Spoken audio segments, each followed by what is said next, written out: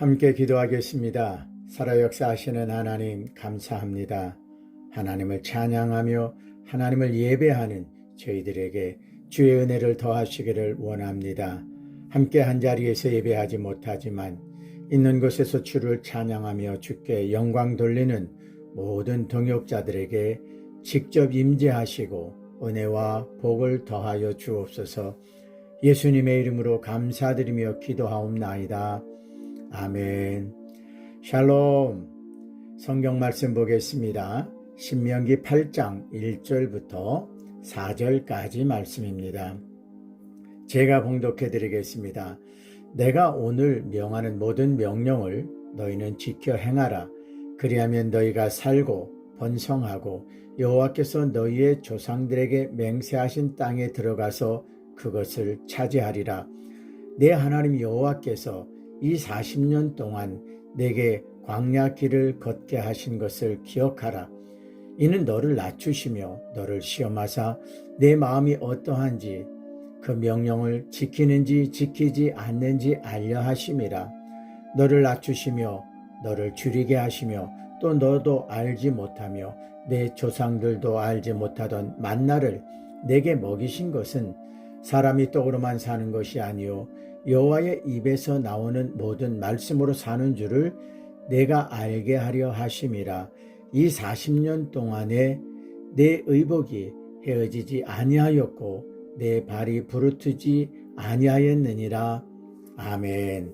신명기 8장 1절에서 4절 말씀을 통해서 이 40년 동안이라는 제목으로 하나님의 말씀을 증거합니다.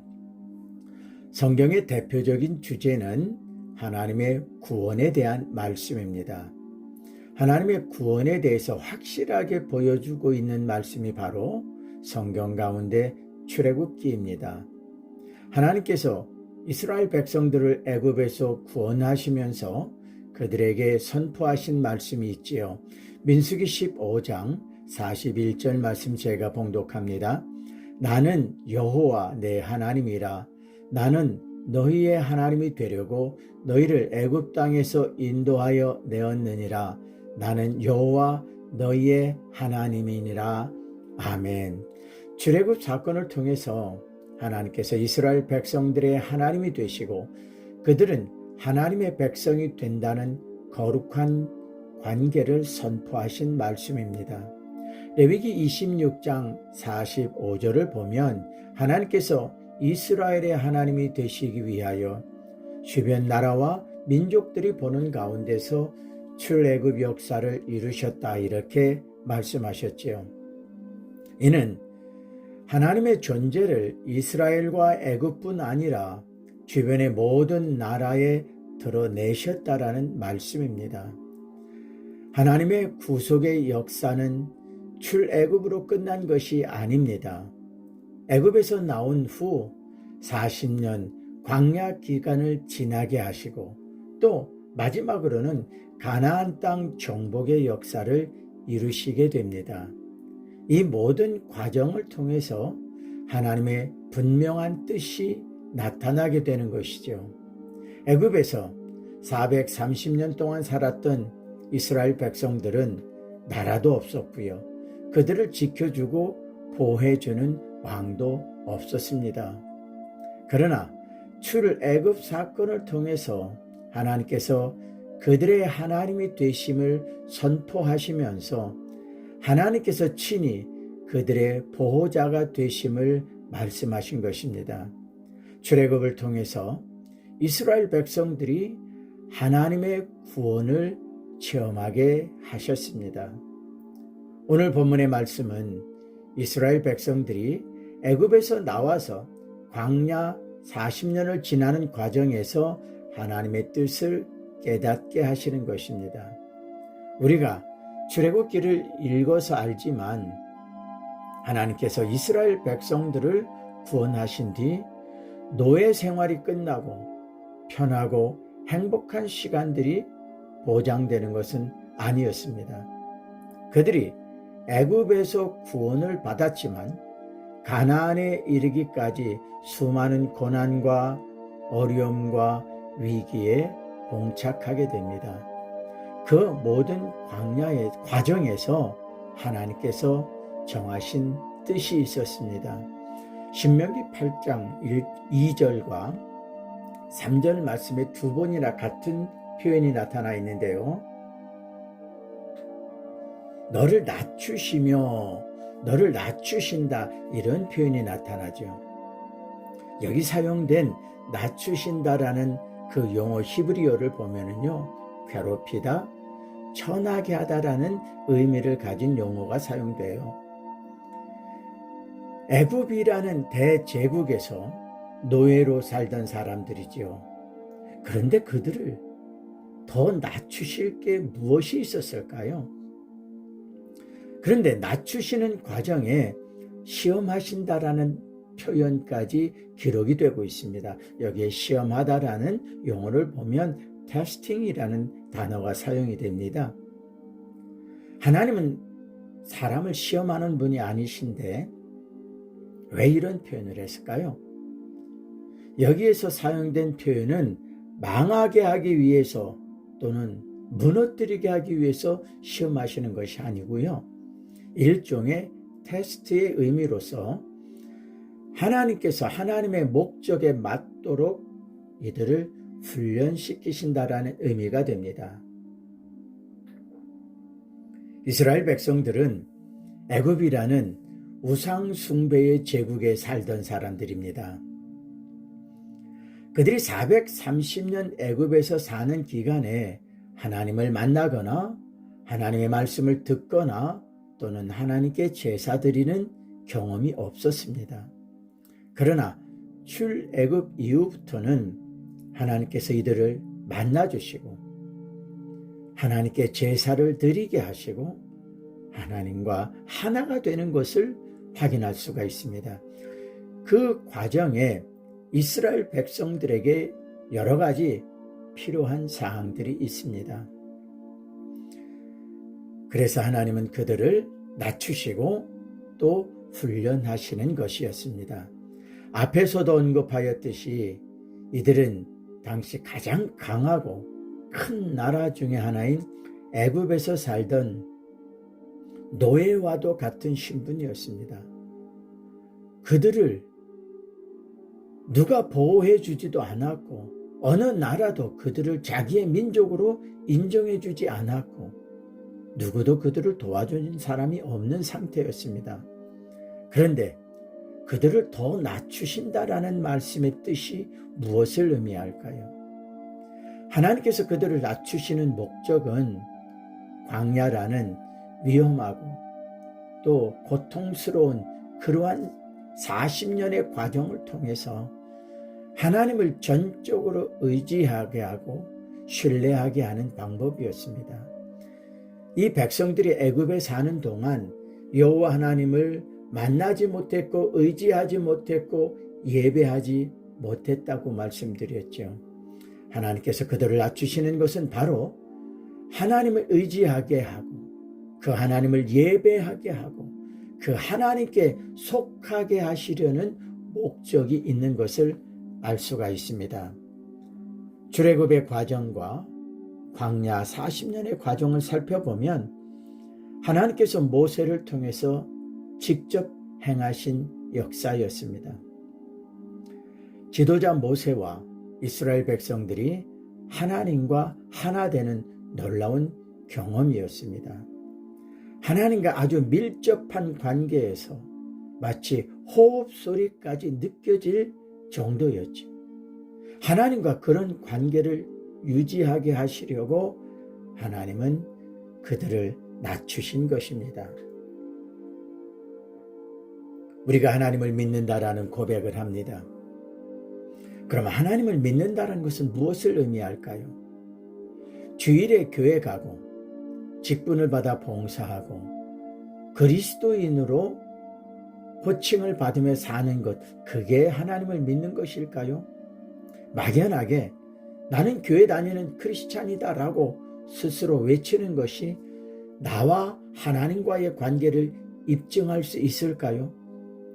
저는 개인적으로 이 광야 40년 기간이 성경에서 이스라엘 백성들이 하나님의 섬세함과 하나님의 열정을 구체적으로 체험할 수 있는 아주 놀라운 기회였다고 생각을 합니다.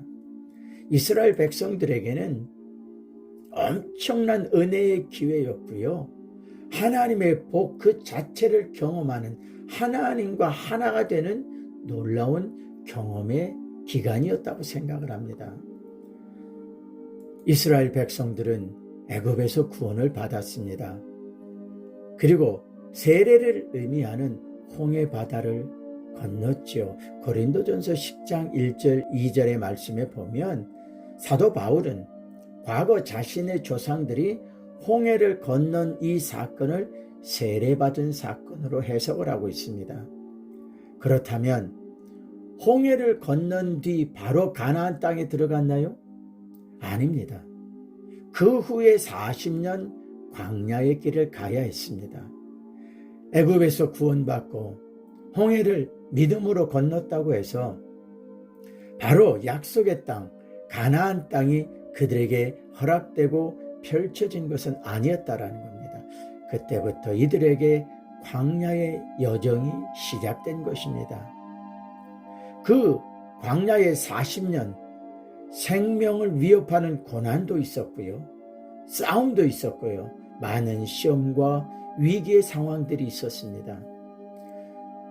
우리가 세례를 받고 예수님을 주로 그리스도로 고백하며 하나님의 말씀을 순종하며 성령의 인도하심을 받는다고 해서 아직 구원이 완성되었다라고 생각하면 안 됩니다.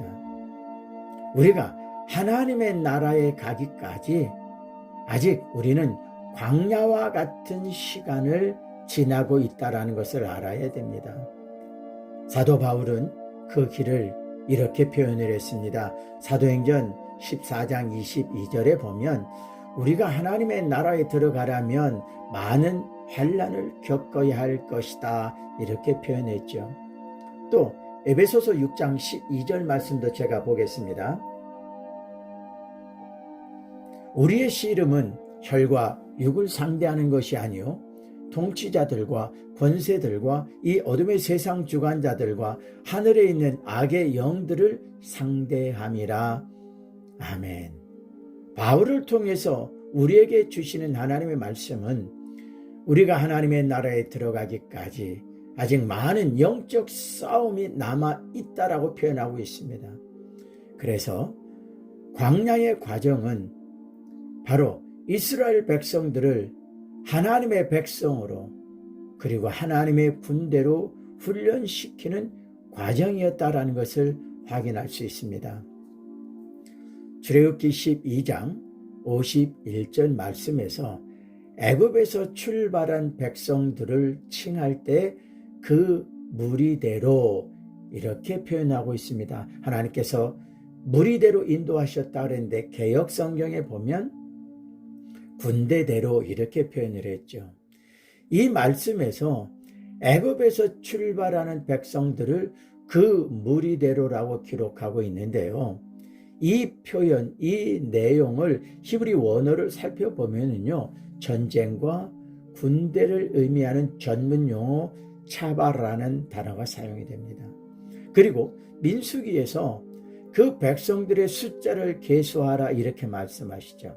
그런데 어떤 사람의 숫자를 계수하라고 하냐면 20세 이상으로 싸움에 나아갈 만한 자라고 민수기 1장 3절에 말씀하고 있죠. 그런데 여기에 사용된 싸움에 나아갈 만한 자, 이 단어의 히브리어도 역시 차바라는 단어가 쓰여집니다. 백성들이 애굽에서 나올 때 그리고 그 백성들의 숫자를 계수할 때 하나님께서 그들을 두고 계획하신 것은 싸움이었다라는 거예요. 전쟁이었다라는 거죠. 이들은 이미 애굽에서 출발할 때 광야의 길을 진행할 때 그리고 가나안 땅에 이르게 되기까지 하나님의 계획 속에는 그들은 싸움을 위한 군대로 표현이 됐다라는 겁니다. 광야 40년 기간은 이들을 하나님의 군대로 훈련시키는 과정이었던 것입니다. 애굽에서 가나안으로 가는 그 길은 평탄하고 풍요로운 시설이 잘 갖추어진 도심을 통과하는 것이 아니었습니다. 마실 물이 없고 먹을 양식이 없고 독충과 사나운 맹수 그리고 곳곳에 다른 민족들과의 싸움이 예상되는 그러한 길이었습니다. 그런데 오늘 본문인 신명기 8장에 이렇게 말씀하고 있습니다. 그들은 아브라함과 이삭과 야곱도 경험해보지 못한 신비한 양식을 먹게 하신다라는 거죠. 그게 바로 만나지요. 이 사건을 통해서 하나님께서 모든 것을 책임지시고 먹이시고 입히시고 인도하시는 것을 경험하게 하시는 것을 볼 수가 있습니다. 그들은 40년을 한결같이 광야의 길에서 먹고 마시고 자야 했습니다. 이들이 먹을 양식을 어디에서 조달할 수 있었을까요? 바로 하나님의 전능하심을 경험하게 하시는 것이었습니다. 그래서 하나님께서 그들을 낮추시며 오직 하나님만을 의지하게 하신 것을 알 수 있습니다. 신명기 8장 3절 4절 말씀은요, 현대 과학으로나 산업으로는 설명하기 어려운 부분입니다. 그래서 하나님께서 이렇게 말씀하십니다. 민수기 15장 41절입니다. 나는 여호와 너희 하나님이라. 나는 너희 하나님이 되려고 너희를 애굽 땅에서 인도해 내었느니라. 나는 여호와 너희의 하나님이니라. 아멘. 이 과정을 사도행전 7장 38절에 보면 스데반은 광야교회라고 표현을 했죠. 여기서 말씀하고 있는 광야교회라는 표현이 영어에서 소개하고 있는 회중이라는 용어를 보면 바로 에클레시아라는 헬라어가 사용이 되는 것을 볼 수가 있어요. 에클레시아, 헬라어로 교회를 의미하지요.